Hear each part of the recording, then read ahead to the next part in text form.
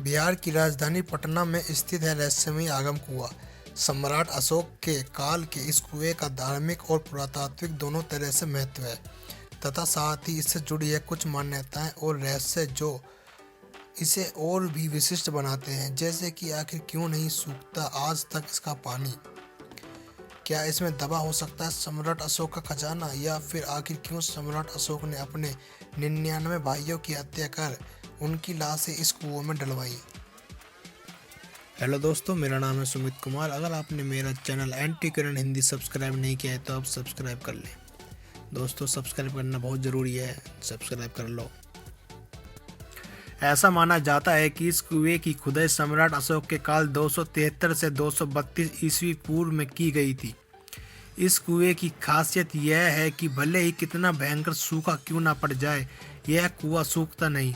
वहीं दूसरी तरफ बाढ़ क्यों ना आ जाए, इस कुएं के जलस्तर में कोई खास वृद्धि नहीं होती। इस कुएं की एक और खासियत यह है कि इसके पानी का रंग बदलता रहता है।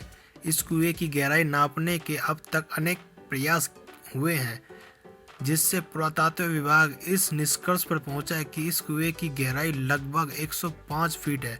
चूँकि 105 फीट की गहराई उस जमाने में बहुत ज़्यादा थी, क्योंकि उस जमाने में मात्र 20 फीट की खुदाई पर ही पानी निकल आता था, इसलिए इस कुएं का नाम आगम कुआं पड़ा।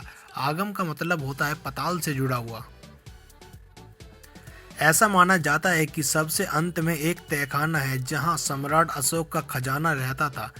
इसे खजाना गृह भी कहा जाता था। सम्राट अशोक के साम्राज्य कुम्हार से यह जुड़ा हुआ था, जहां से सुरंग के द्वारा खजाना रखा जाता था।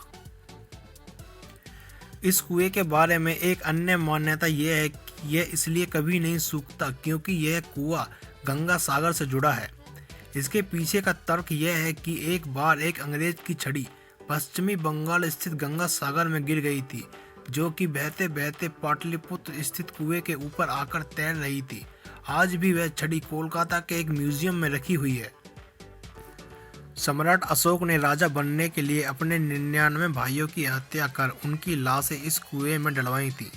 सम्राट अशोक के समय आए चीनी यात्रियों ने भी अपनी किताबों में इस कुएं का उल्लेख एक ऐसी जगह के रूप में किया है जहां सम्राट अशोक अपने विरोधियों को मरवाकर उनकी लाशें इस कुएं में डलवाता था।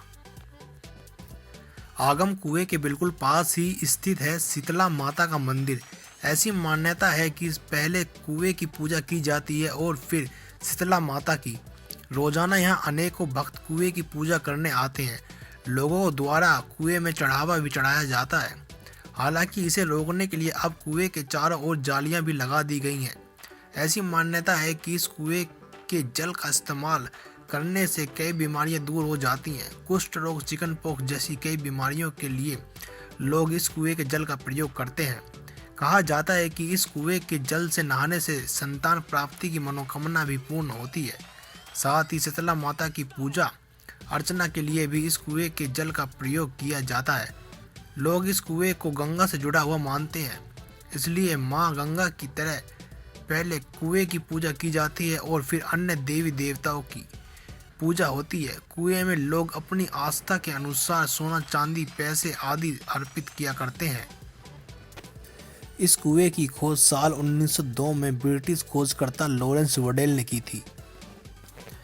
मैं आपसे फिर मिलूंगा एक नई वीडियो के साथ। तब तक के लिए बाय बाय।